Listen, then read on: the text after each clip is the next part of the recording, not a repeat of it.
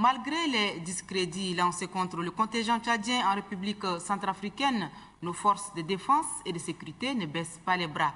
Ils continuent à assurer la sécurité dans les rues de Bangui. Notre envoyé spécial Belngar Larmé Laguerre les a suivis. Regardez.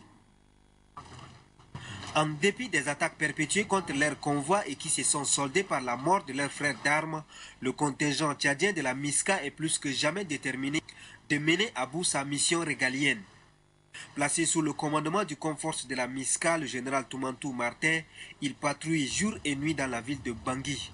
Leur grande préoccupation est le maintien de l'ordre au sein de la population et la sécurité des grandes institutions du pays. Une mission très appréciée par la population. Quand on a vu avec l'armée tchadienne, nous on est confortés.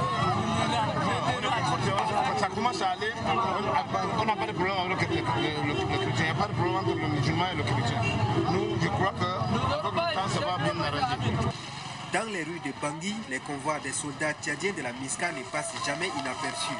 Ils sont parfois acclamés et salués par des foules en liesse.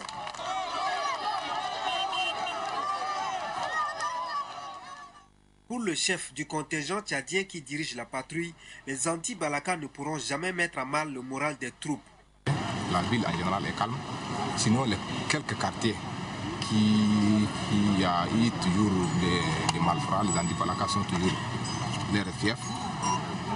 Souvent ils attaquent les Tchadiens. Je crois que vous savez la puissance, et puis la capacité et la compétence des troupes tchadiennes un peu partout. Je crois que c'est d'une manière nationale, même internationale, les troupes ont fait leur preuve un peu partout. Ce n'est pas avec ces petits bandits anti-Balaka qu'ils attaquent, le moral des troupes va baisser. Je crois que les troupes, ils ont leur moral en haut et ils sont prêts à continuer leur mission. Ils sont d'ailleurs déterminés pour remplir leur mission conformément aux missions qui nous ont été assignées par les MISCA. J'attire leur attention fermement. S'ils continuent d'attaquer les Tchadiens, nous allons répondre d'une manière musclée. C'est vous dire que la mission assignée à nos soldats est noble et salutaire. Elle mérite le soutien de tout le monde. Belngar Larmé Laguerre, le contingent tchadien RCA continue sa mission en harmonie avec les autres contingents de la MISCA disciplinée. Ce contingent est composé des Tchadiens de toutes les religions, n'est-ce pas? Discipliné et totalement soumis aux ordres du Comforce de la MISCA, le général Toumantou Martin, les éléments du contingent tchadien entretiennent de bons rapports avec les différents composants de la mission internationale de soutien à la Centrafrique. Tous unis pour un même but, ils travaillent main dans la main pour la réussite de leur mission, celui de restaurer la paix et la sécurité en Centrafrique.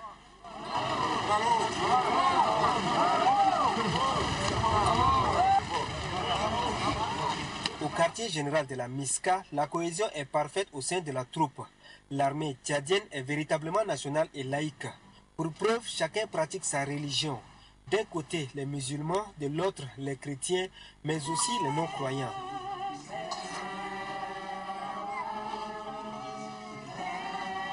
Outre leur mission de paix et de sécurité, le contingent tchadien de la MISCA ne manque jamais de porter assistance aux personnes nécessiteuses.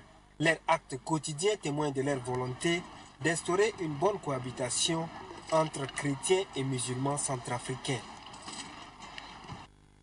Et puis, nonobstant le nombre pléthorique de Tchadiens déjà rapatriés en Djamena, beaucoup attendent encore un éventuel rapatriement. Ces compatriotes passent des jours à l'aéroport, mais le pire est qu'il y a des cas de maladie et des blessés. Ces derniers crient secours à l'endroit des humanitaires. Belngar Larmé Laguerre.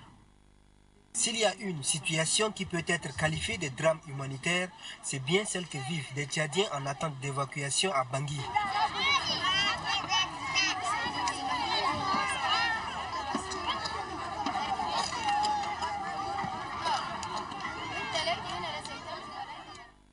Ces ressortissants qui mettent 4 à 5 jours à l'aéroport de Bangui ne bénéficient d'aucune aide de la part des humanitaires.